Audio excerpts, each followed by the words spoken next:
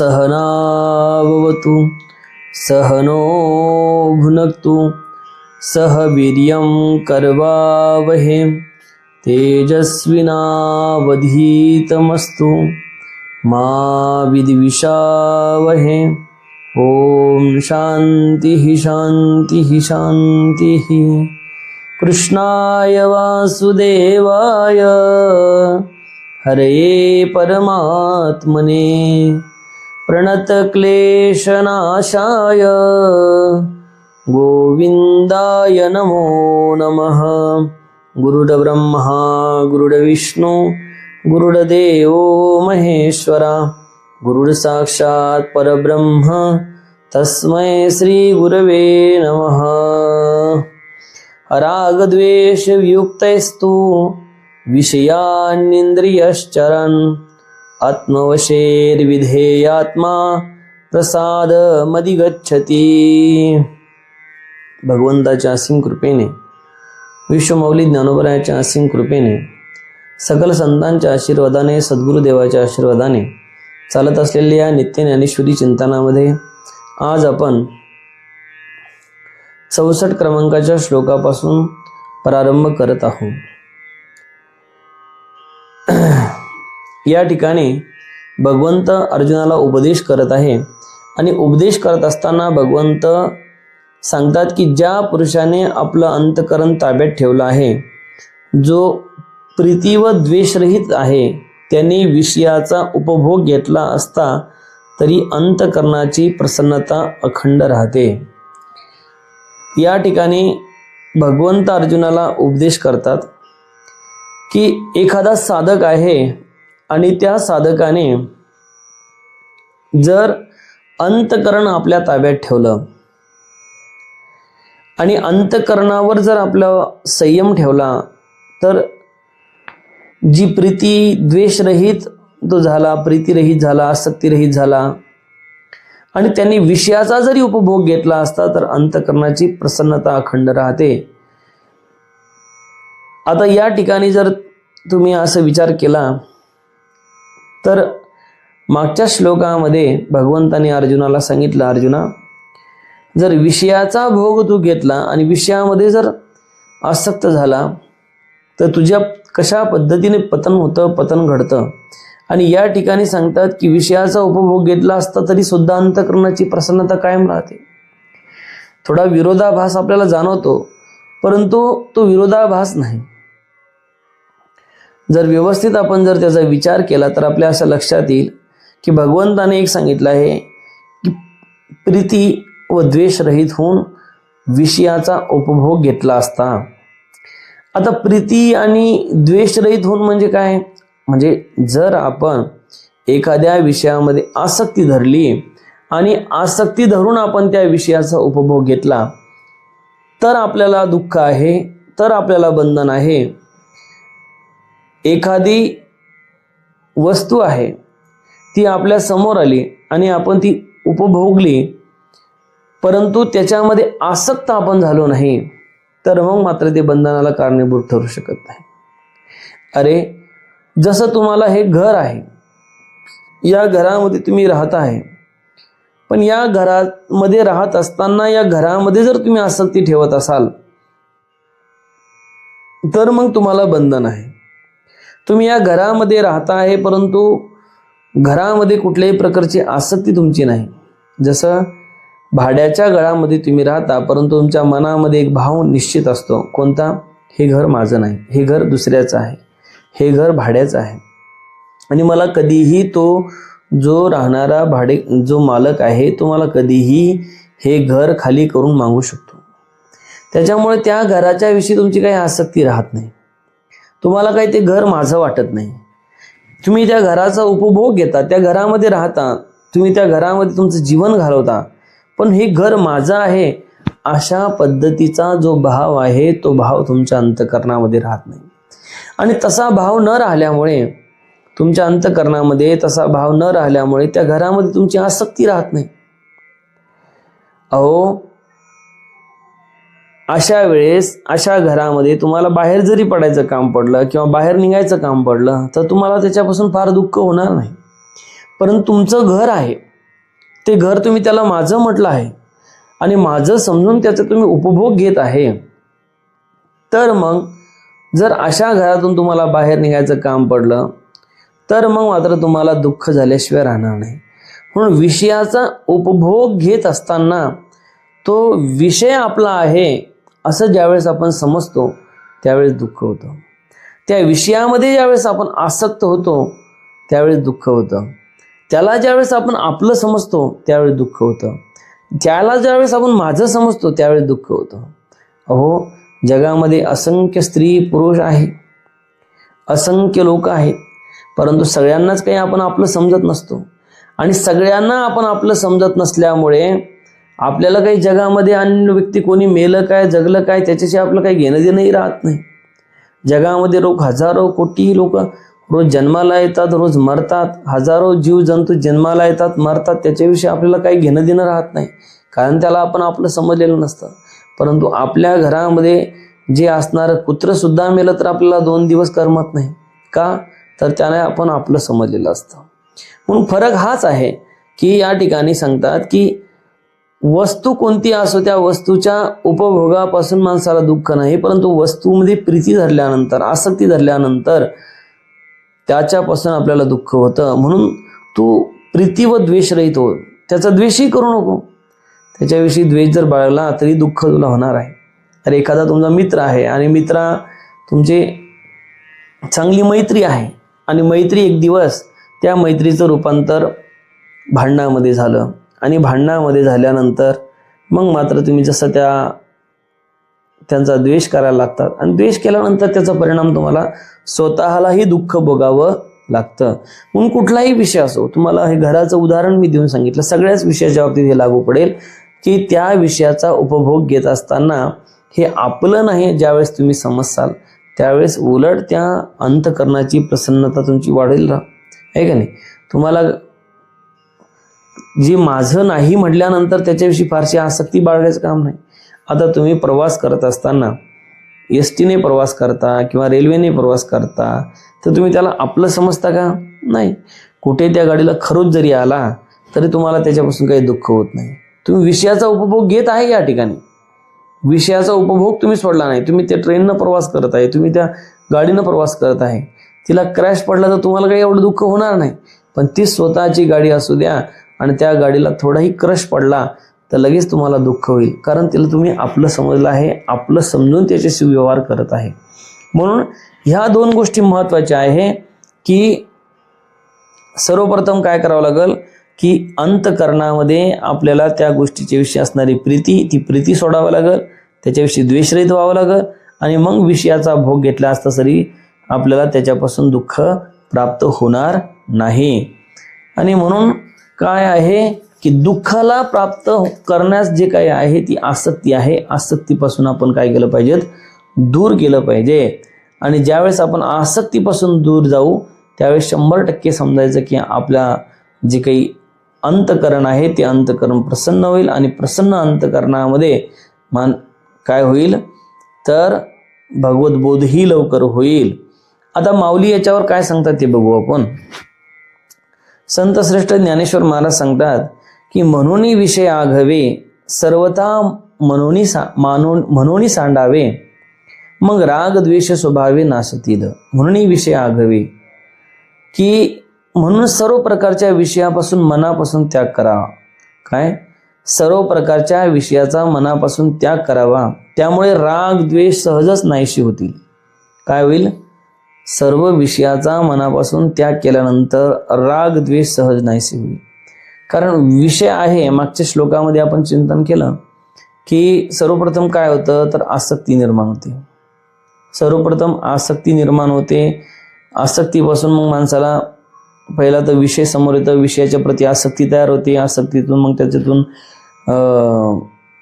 आसक्ती जी काही पूर्ण न झाल्यामुळे त्याच्यापासून क्रोध उत्पन्न होतो, क्रोधापासून समोह निर्माण होतो, समूहा स्मृती विभ्रम होतो म्हणजे स्मृतीभ्रंश पावते आणि स्मृतीभ्रंशानंतर बुद्धीचा नाश होतो की जी बुद्धी आपल्याला परमात्म्याला प्राप्त करून देणारी आहे, परमात्म्याकडे घेऊन जाणारी आहे, ती बुद्धी शिल्लक राहत नाही. आणि बुद्धी शिल्लक राहत नाही, शेवटी बुद्धीचा नाश झाल्यानंतर मग मात्र आपलं पारमार्थिक जीवनाचं काय होतं तर पतन होतं. तर या ठिकाणी म्हणून माऊलीने काय सांगितलं, सर्वप्रथम काय करावं लागल, विषयाचा त्याग सर्वथा म्हणून सांडावे. सर्वप्रथम विषयाचा त्याग करावा लागल.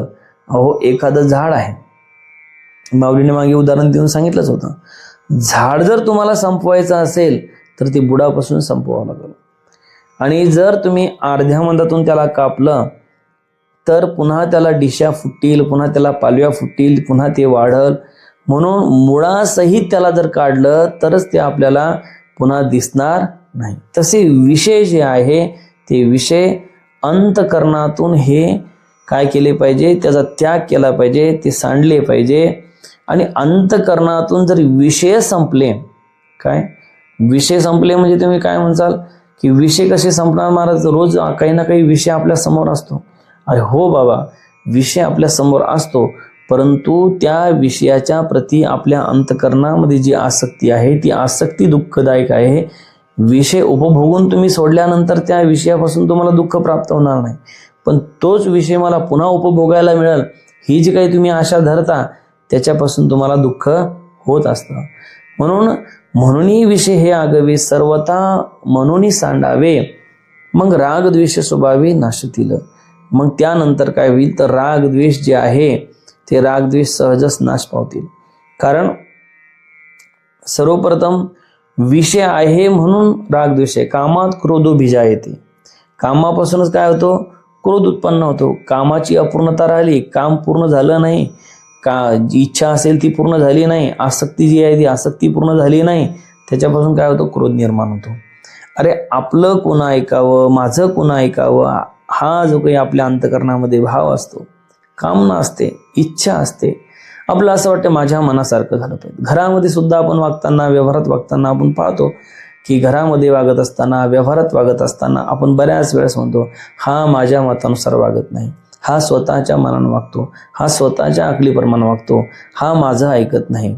आणि माझं ऐकत नाही म्हणून तुम्हाला काय होतं की तो तुमचं ऐकत नाही, त्याला काही दुःख होत नाही, परंतु तुम्हाला त्याच्यापेक्षा जास्त दुःख होतं. हा माझं ऐकत नाही, हा माझं ऐकत नाही, हा माझं ऐकत नाही, हा माझं ऐकत नाही, असं म्हणू दुःख तुम्हाला होतं. कारण तुमच्या मनात अशी इच्छा असते, तुमच्या मनात अशी वासना असते, तुमच्या मनात अशी कामना असते की मी सांगेल तसं त्यांनी ऐकलं पाहिजे, मी सांगेल तसं त्यांनी केलं पाहिजे, मी सांगितलं तसं तो वागला पाहिजे, पण तो तसा वागत नाही. आणि तसा न वागल्यामुळे मग काय होतं तर तसा न वागल्यामुळे काय होतं तर आपल्या मनातील जी काही इच्छा कामना ती अपूर्ण राहते. आणि अपूर्ण राहिल्यामुळे मग चिडचिड होते, मग काय होते, द्वेष निर्माण होतो, राग निर्माण होतो, आणि माणसाला क्रोध निर्माण होतो. आणि मग मनुष्य काय करायला लागतो, तो द्वेष करायला लागतो, राग करायला लागतो, हा माझ्याप्रमाणे वागत नाही, हा माझ्याप्रमाणे वागत नाही. म्हणून जगामध्ये एक लक्षात ठेवा, सगळ्यात जास्त दुःखी लोक हेच आहेत की जे लोकांना वाटतं की माझ्या इच्छेप्रमाणे झालं पाहिजे, माझ्या मनाप्रमाणे झालं पाहिजे, असं समजणारे लोक जगात दुःखी आहेत. त्यामध्ये तुम्ही आम्ही सुटलेलो नाही. आपल्यालाही असं वाटतं माझ्या मनासारखं झालं पाहिजे, घरात माझ्या मनासारखं सगळे वागले पाहिजे, पण नाही वागत. प्रत्येकाचा अधिकार स्वतंत्र आहे, प्रत्येक जण स्वतंत्र वागण्याचा प्रयत्न करतो, प्रत्येकाची बुद्धी स्वतंत्र आहे, प्रत्येकाची अक्कल स्वतंत्र आहे, तो नाही वागत आपल्या सवानासारखं. म्हणून जर तुम्हाला याच्यातून बाहेर निघायचं असेल तर सर्वप्रथम काय करावं लागेल की ही जी काही कामना आपल्या अंतकरणामध्ये आहे की माझ्या मतानुसार झालं पाहिजे, माझ्या मतानुसार वागला पाहिजे, ही कामना सोडावी लागेल, हा विषय तुम्हाला सोडावा लागेल. आणि ज्यावेळेस तुम्ही या विषयाचा त्याग करसाल, कोणताही विषय असू द्या, त्या विषयाचा त्याग करसाल, त्यावेळेस सर्वथा त्या विषयाचा त्याग करसाल, त्यावेळेस राग द्वेष स्वभावता नसतील. त्यांना नाशवण्याची किंवा त्यांना घालवण्याची गरज नाही, की राग द्वेष घालवण्याची गरज नाही. चिडचिडपणा केव्हा होतो, माझ्या इच्छेप्रमाणे मी ठरवलं तसं झालं नाही, मग चिडचिडपणा होता. मग विषय तुम्ही म्हणताल की अहो घरामध्ये मुलं बाळ पत्नी हे सगळे विषयच आहे. काय अहो मानसशास्त्रीय दृष्टिकोनातून जरी विचार आपण केला तरी आपल्या एक लक्षात येईल की तुम्ही बघा की घरामध्ये जी काही पत्नी असते ती पत्नी सारखी आपल्या पतीभोवती एकच घराण लावत असते की तुम्ही असं करा, तुम्ही तसं करा, तुम्ही हे करा, तुम्ही ते करा. आणि तो काही ते करत नाही. तर ते न केल्यामुळं मग ही चिडचिड करते, घरात भांडी आपटते, हे करते ते करते. याचा अर्थ तिची जी काही कामना आहे, तिची जी काही अंतःकरणातील इच्छा आहे, तिच्या अंतःकरणातील जी वासना आहे किंवा तिच्या अंतःकरणामध्ये जो भाव आहे की हा पूर्ण झाला पाहिजे, हे झालंच पाहिजे, तसं न झाल्यामुळे तिच्या ठिकाणी काय होते तर रागद्वेष निर्माण होतो. म्हणून त्याला जर आपल्याला सांडायचं असेल तर पहिले विषयाचा आपल्याला त्याग करावा लागेल. अर्थ अनेकही एक जरी नाशले रागद्वेष, तरी इंद्रिया विषयी साधक बाधक रमता नाही. की या ठिकाणी पुन्हा माऊली सांगतात आणखी एक गोष्ट ऐक. अंतकरणातून राग द्वेष नाहीसे झाले तर शास्त्रशुद्ध मार्गाने काय, शास्त्रशुद्ध मार्गाने इंद्रिय विषयात जरी रममाण झाली तर ते बाधक होत नाहीत. काय की अंतकरणामधील रागद्वेष ज्यावेळेस नष्ट होतो त्यावेळेस शास्त्रशुद्ध मार्गाने इंद्रिय विषयात जरी रममाण झाले तरी ते बाधक होत नाही. तुम्ही म्हणसाल या ठिकाणी असं कसं माऊली म्हणतात? अरे बाबा, अंतकरणात रागद्वेष गेला आणि रागद्वेष गेल्यानंतर मग जरी हे जे काही इंद्रिय आहे ते विषयात रमले तरीही ते बाधक ठरत नाही. हे कसं काय शक्य आहे? अरे ज्या पद्धतीने तुम्ही एखाद्या विषयाचा उपभोग घेत आहे पण तो विषय पुन्हा मला मिळावा किंवा पुन्हा तो माझाच आहे असं ज्यावेळेस तुम्ही त्याला समजसाल त्यावेळेस तुम्हाला दुःख होईल. परंतु ज्यावेळेस तुम्ही असं ठरवसाल की नाही हा विषय मला मिळाला आहे, पण हा विषय मला मिळाला पण हा माझा विषय नाही, हा माझा विषय फक्त हा भोगून सोडून देण्याचा विषय आहे. अरे घरामध्ये सुद्धा ज्यावेळेस तुम्ही एखाद्याला एखादी गोष्ट सांगता आणि एखाद्याला एखादी गोष्ट सांगता, त्याने केली नाही केली त्याचा तुमच्या मनावर काही परिणाम होत नाही. तुमचं सांगायचं काम होतं, कर्तव्य होतं, तुम्ही म्हणता मी सांगायचं काम होतं, माझं मी सांगितलं, परंतु आता मला त्याच्याशी काही घेणं देणं नाही. त्याने केलं तर केलं, नाही केलं तर नाही केलं. तसं सगळ्या विषयाच्या बाबतीत आहे. अहो आता जेवायला तुम्ही बसले, जेवायला बसल्यानंतर तुमची इच्छा असेल गुलाबजामुन खायची तर तुम्हाला मिळाली, पण तुम्ही खाल्ले आणि भोगून टाकले, पुन्हा ती मिळो ना मिळो त्याच्याविषयी तुम्हाला काही घेणं देणं नाही, काय असत की नाही, तर तुम्हाला दुःख होणार नाही. पण पुन्हा मला तेच मिळालं पाहिजे, तेच पदार्थ सेवन करायला मिळालं पाहिजेत, तेच भोग मला भोगायला मिळाले पाहिजेत, ही जी काही इच्छा आहे ती इच्छा मात्र मला दुःख देण्यास कारणीभूत आहे. म्हणून प्रत्येक जो काही साधक असो, व्यक्ती असो, विषयाचा उपभोग तो घेतच असतो, विषय तो उपभोगतच असतो. परंतु विषय उपभोगल्याने दुःख होत नाही, तर विषयामध्ये धरलेली आसक्ती आहे त्या आसक्तीमुळे दुःख होतं, त्या रागद्वेषामुळे दुःख होतं.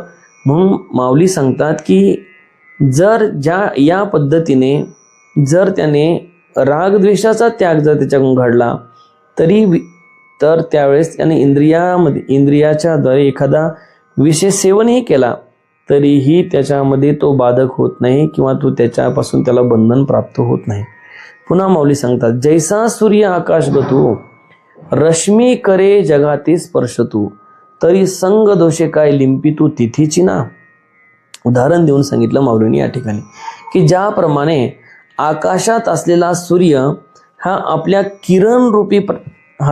किरणरूपी हाताने जगातील विविध वस्तूंना स्पर्श करीत असतो, परंतु त्या वस्तूच्या संग दोषाने तो लिप्त होतो काय? अरे आकाशामध्ये सूर्य आहे, आता सूर्याचे किरण हे पृथ्वी तलावर पडतात, सगळीकडे ते पृथ्वी तलावर पडतात. बरं सगळीकडेच पडतात म्हणजे अरे तेच किरण सुंदर असा बगीचा असेल त्या बगीच्यामध्येही पडतात, तेच किरण सुंदर असं गार्डन असेल त्या गार्डनमध्येही पडतात, मंदिर असेल मंदिरावर पडतात. पण तेच किरण एखादी गोदरी असेल, हागंदारी असेल त्या ठिकाणी पडतात, एखाद्या ठिकाणी घाण असेल त्या घाणीवर सुद्धा पडतात.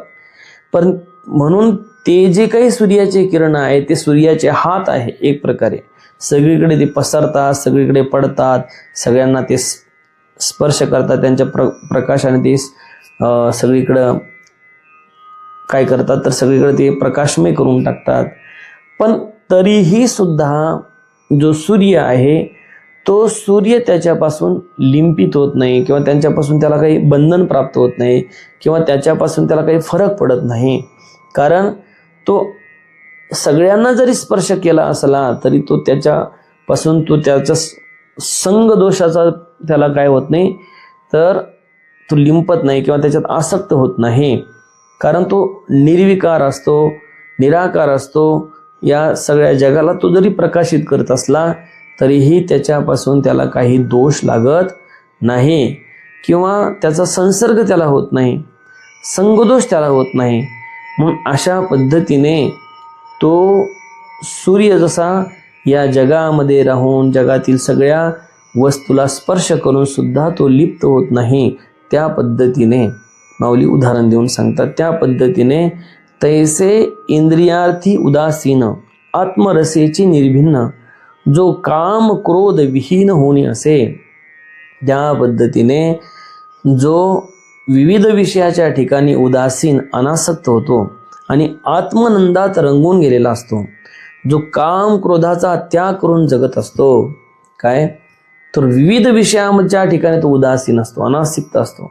आता विषय जर विचार केला तर अनंत विषय आहे, पण त्या विषयामध्ये तो आसक्त होत नाही. पती पत्नी मुलं बाळ हे सुद्धा एक विषयच आहे, याच्याही मध्ये तो आसक्त होत नाही. तो संसारामध्ये राहील, घरामध्ये राहील. अरे अनेक संतही ग्रहस्थ होते, त्यांनी संसारही केला, त्यांना मुलं बाळही होते, परंतु त्या मुलाबाळामध्ये पत्नीमध्ये ते आसक्त झाले नाही. त्यांनी त्यांची जबाबदारी म्हणून ते कर्तव्यही केलं, कामही केलं, पण त्यांच्यामध्ये त्यांनी आसक्ती धरली नाही. त्यांची आसक्ती, त्यांचं जे काही प्रेम असेल, त्यांची जी काही भक्ती असेल ती फक्त भगवंतामध्ये होती. तो एक प्रपंच आहे, माझ्या वाटेला आला आहे म्हणून मी करतो. आले भागा जे करीतो नाम तुझे उच्चारितो. जे माझ्या भाग्याला आलं आहे ते मला करावंच लागणार आहे. जी मला जबाबदारी मिळाली आहे ते प्रपंच मला करावंच लागणार आहे. परंतु त्याच्यामध्ये तो आसक्त होऊन राहत नाही, त्याच्यामध्ये तो लिंपत नाही, त्याच्यामध्ये तो प्रीती धरत नाही. आणि प्रीती न धरल्यामुळे तो त्याच्याविषयी उदासीन असल्यामुळे, त्याच्याविषयी अनासक्त असल्यामुळे त्याला त्याच्यापासून बंधन प्राप्त होत नाही. उलट तो त्याच्या आत्मानंदामध्ये मग्न असतो. त्यांच्या दृष्टिकोनातून त्यांना माहिती असतं हे धन दारा पुत्र जन सगळ्या गोष्टी ज्या आहे हे सगळं नश्वर आहे आणि हे जे काही जन धन दारा हे सगळं जे काही आहे हे काही स्थिर राहणार नाही, हे सगळं अस्थिर आहे. म्हणून याच्याविषयी तो प्रीतीही धरत नाही, आसक्तीही धरत नाही, कुठल्या वस्तूविषयी आसक्तीही धरत नाही.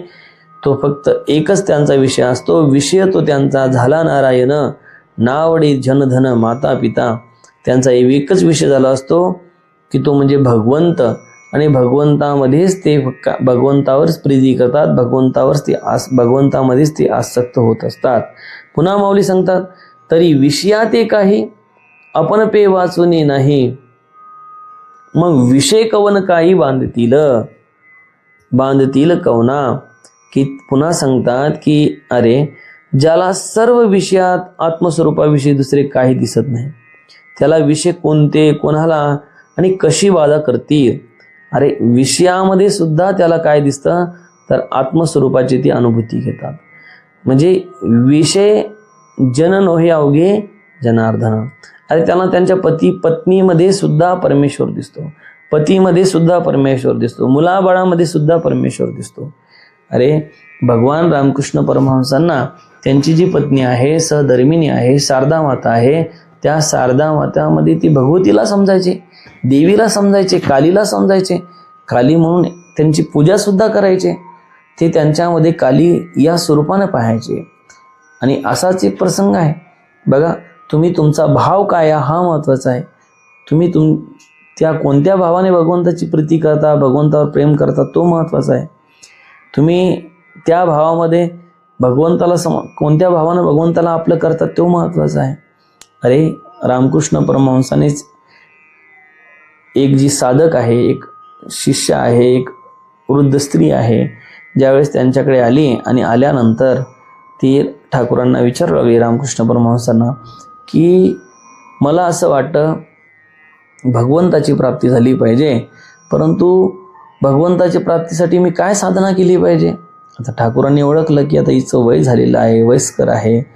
म्हणे आजी तुला काय मुलं बाळ आहे? म्हणे मला मुलं बाळ नाही, पण एक नातू आहे, लहान नातू आहे आणि तो माझ्याजवळ राहतो आणि त्याच्यावर मी फार प्रेम करते. मग त्यावेळेस ठाकूरांनी सांगितलं की मग असं कर, तुझा जो नातू आहे तू त्याच्यावर प्रेम कर, परंतु तुला त्याला नातू समजू नको, तर तू त्याला गोपाल कृष्ण समज आणि गोपाल कृष्ण समजून त्याच्यावर प्रेम कर आणि त्या पद्धतीने त्याला जीव लाव, त्याला जेवण खावण त्याचं त्या पद्धतीने कर. तर खरोखर तो भाव तिचा डेव्हलप झाला. ती त्याला आपला साक्षात भगवंत समजू लागली, नाताला काय समजू लागली, गोपालकृष्ण समजू लागली. त्या भावानं त्याला जीव लावू लागली, त्या भावानं प्रेम करू लागली. आता या ठिकाणी तो तिचा नातूच आहे, परंतु मनामध्ये भाव आहे की नातू नाही तर हा माझा आराध्य, माझा कृष्ण, माझा गोपाल आहे आणि त्या भावाने ती त्याच्यावर प्रेम करू लागली. आता त्या भावाने तिच्यावर प्रेम करू लागल्यामुळे त्या ठिकाणी काय झालं की तिच्या अंतकरणामध्ये भगवत भक्ती काय झाली, वाढली आणि भगवत भक्ती वाढल्यामुळे तिला भगवंताचं दर्शन सुद्धा मिळालं, त्या भगवंताची प्राप्ती सुद्धा झाली. कशामुळे? त्या नाताला तिने आपला गोपालकृष्ण समजला होता. म्हणून तुमच्या चित्तामध्ये काय विषय आहे तो महत्त्वाचा आहे. तुम्ही तुमच्या बायकोला काय समजता तो महत्त्वाचा विषय आहे. तुम्ही तुमच्या मुलाबाळाला काय समजता तो महत्त्वाचा विषय आहे. तुम्ही त्याला आपलं मुलं बाळ समजता का भगवत स्वरूप समजता हा महत्त्वाचा विषय आहे. म्हणून जो काही विषय आहे समोरचा, त्या विषयाला तुम्ही जर भगवत स्वरूप करून टाकलं तर ते विषय तुम्हाला बांधणार नाही किंवा बंधनाला कारणीभूत ठरणार नाही. म्हणून काय केलं पाहिजे की आपल्या चित्ताचा विषय, अंतकरणाचा विषय भगवंत केला पाहिजे. मग प्रत्येक वस्तू आपण काय समजली पाहिजे, भगवत स्वरूप समजली पाहिजेत आणि भगवत स्वरूप समजल्यामुळे आपल्याला त्याच्यापासून दुःख प्राप्त होणार नाही. पुन्हा माऊली सांगतात, जरी उदकी उदके बुडीजे का अग्नी आगी पोळीजे, तरी विषय संगे आपलं विजय परिपूर्ण तो. उदाहरण देऊन सांगतात की जल जलामध्ये बुडाले आणि अग्नीच्या ज्वालेने अग्नी पोळला गेला, तसेच आत्मज्ञाना परिपूर्ण असलेला पुरुष आहे. की ज्याप्रमाणे जळ जळामध्ये बुडालं तर जळ जळाला काही बाधक ठरू शकतं का? अहो पाणीच पाण्यामध्ये तुम्ही टाकलं तर त्या पाण्यापासून पाण्याला काही भीती आहे का? काही भीती नाही. अरे अग्नीमध्ये अग्नी तुम्ही टाकला तर त्या अग्नीपासून अग्नीला काही भीती आहे का? नाही. त्या पद्धतीने ज्यावेळेस तुम्ही हा तुमच्या चित्ताचा विषय ज्यावेळेस तुम्ही परमेश्वर करसाल, समोर येणारा विषय परमेश्वर म्हणून तुम्ही पाहसाल, त्यावेळेस मात्र तुम्हाला त्या विषयापासून धोका नाही, विषयापासून बंधन नाही. उलट तुम्ही तुमच्या असं म्हणता की तुम्ही आत्मज्ञानाने परिपूर्ण असलेले पुरुष असे समजले जासाल. कारण तुमचा विषय जो आहे तो विषय काय होईल, भगवत स्वरूप होईल. समोर येणारी प्रत्येक गोष्ट भगवत स्वरूप तुम्हाला दिसेल. घरचे दारचे शेजारी पाजारी सगळ्यामध्ये तुम्हाला भगवंत दिसेल आणि भगवंत दिसल्यामुळे तुमच्या ठिकाणी त्यांच्याप्रती द्वेष निर्माण होण्याचं कारण नाही, राग निर्माण मानवण्याचं कारण नाही. मी मागे सांगितलं होतं तुम्हाला एक उदाहरण की 1857च्या उठावामध्ये ज्या पद्धतीने एका साधू महात्म्याला यवन शिपायाने मारलं आणि मग त्या यवन शिपायाला बऱ्याच लोकांनी पकडून त्या साधूसमोर उभं केलं आणि सांगितलं याने तुम्हाला सजा दिली, दंड दिला किंवा मारलं किंवा कुठलंही कारण नसताना मारलं तर तुम्ही याला काय दंड दिला पाहिजे ते सांगा. त्यावेळेस त्या साधूने सांगितलं, अरे बाबा मारणारा तरी तो मीच आहे आणि मरणाराही मीच आहे किंवा मार खाणाराही मीच आहे आणि मारणारा सुद्धा मीच आहे, मग मीच मला कसा दंड देऊ शकेल. अशा पद्धतीने आत्मज्ञान झालेल्या पुरुषाचं लक्षण आहे की तो सगळ्यामध्येच आपलं स्वरूप समजतो आणि आपलं स्वरूप समजल्यामुळे त्याला त्याच्यापासून सुख दुःख या दोन्ही गोष्टी होत नाही, रागद्वेष त्याच्या ठिकाणी नसतात.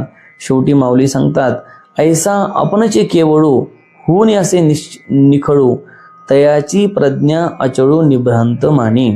अशा पद्धतीने जो